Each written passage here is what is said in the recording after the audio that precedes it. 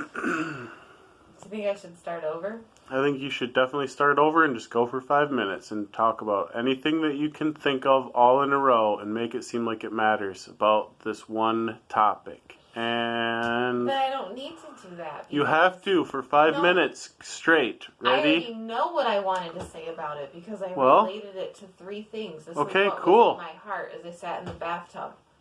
Ready and action. Hi, my name is Kayla, and today I want to talk about a part of yoga philosophy called yamas. And yamas, loosely translated, means nonviolence towards yourself and all other living beings. And yamas are a part of yoga because they help you advance on the spiritual path. They're attitudes and behaviors in the world that help people relate to every other living creature with more respect and kindness. And the first yama that I want to talk about is called ahimsa. And ahimsa means, loosely translated, nonviolence. And when most people think of nonviolence, they think of, I was in a traffic jam and someone cut me off and I didn't flip them the bird. Or they think somebody said something to me I didn't like and I didn't engage in a physical fight. Another way that people think of ahimsa, nonviolence, would be in terms of diet. So some people adopt a vegetarian or vegan diet so that no animal is killed. So that's another way that people show respect for humans and how people relate that to yoga. And a third way is, if I can remember, actually applying that to the physical postures in yoga. So when you breathe and you go into a posture, every breath takes you deeper into it so that you're able to keep stretching. But there's a point where many people want to stretch beyond their limit, and then that leads to physical injury, self-harm. So that would be something to avoid.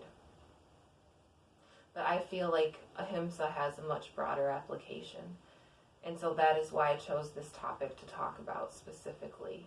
Because in the past few weeks with the coronavirus, I feel like the whole world has been turned upside down. And I've seen a lot of struggling and a lot of forced inner self-reflection. And so the things that have happened to me recently, I feel that the topic of ahimsa, I've had to apply myself to my daily life. So the first way that I've applied it has been with myself, with my self-talk. And as I've been taking yoga training, and I've had to learn to breathe through a lot of stress and learn to try to not react and tense up, I became more aware of my thoughts. And I recognized that a lot of those thoughts were negative and very injurious to my own self-concept. I recognized how hard I could be on myself. And then the end result was that with other people, I found myself being harder on them, forcing them to live to a standard I set. So by practicing ahimsa and applying benevolence towards myself, I found myself doing that with other people. The second way I've applied it was in my relationship with my boyfriend. And I found that under the quarantine and under a lot of isolation and my own negative self-talk that was coming up, I found myself feeling rejected. And as a result, I lashed out and reacted with anger and fear and hurt. And that caused him to react to my anger with more anger. And so learning to step back and breathe and to say, even though I'm angry, even though I'm hurt, I still care. And that caring and that kindness and learning not to react and say things in anger or in pain helped me to better my relationship. Or at least that is my hope.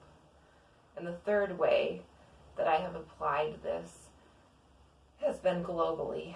When I found out about the George Floyd killing and watched the video and saw how senseless it was, I felt extremely angered because I've always had a strong sense of justice in the world and with people and wanting everyone to be treated with equality, from children to women to anyone of any race, and extending that to animals as well.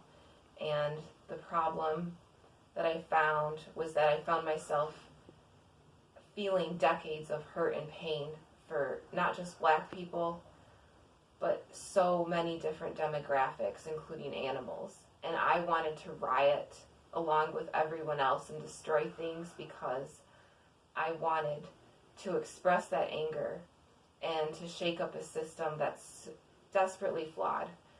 And what I found myself doing was realizing that when people gather and they're peaceful, using a ahimsa, that says far more and does far more good in the world than violent rioting. And so what I made a commitment to was that I would pray every night for the state of the world. And with that commitment, I have a deeper sense of peace with myself. And I feel that's coming out into the world as well. So those are some ways that I have applied ahimsa to daily life.